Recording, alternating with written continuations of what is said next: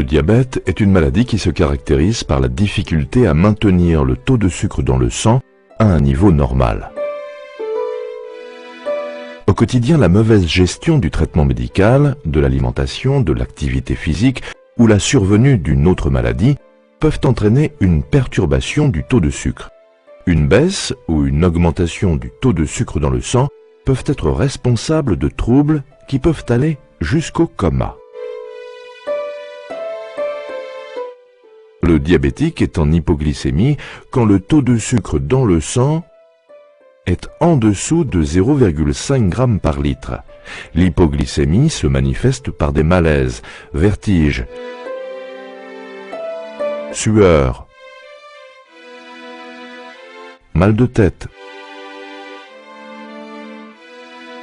tremblements, faim très importante, troubles de la vision, fatigue, troubles du comportement, énervement. Il est impératif de manger du sucre immédiatement, soit un verre de boisson sucrée, soit 3 cuillères à café de sucre en poudre ou 3 carreaux de sucre dissous dans un verre d'eau, soit 2 cuillères à soupe de miel ou de confiture. Pour ceci, la personne diabétique doit toujours avoir du sucre sur elle. Le plus pratique est de garder en permanence sur vous un sachet contenant 3 carreaux ou 3 cuillères à café de sucre. Après cette première prise de sucre, prenez un repas à base de féculents, riz, pain, pour éviter que l'hypoglycémie ne revienne de nouveau. Si vous ne mangez pas de sucre, vous risquez la perte de connaissance appelée coma hypoglycémique. Le traitement d'une personne qui a perdu connaissance doit se faire à l'hôpital. Il existe des moyens pour les diabétiques d'éviter les hypoglycémies. Ne jamais arrêter votre traitement et toujours respecter les doses prescrites par votre médecin. En cas de prescription pour une autre maladie que le diabète, rappelez au médecin qui vous soigne que vous êtes diabétique. On parle d'hyperglycémie chez l'adulte quand le taux du sucre dans le sang est au-dessus de 1,80 g de litre à jeun. Elle se manifeste par une exagération des signes du diabète, soif intense. C'est quoi? Tu fais que boire. Pourtant j'ai soif encore. Urine fréquente et abondante.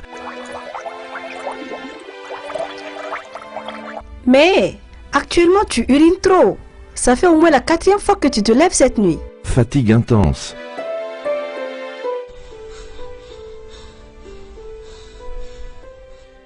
Dans ces cas-là, il ne suffit pas de modifier votre régime alimentaire.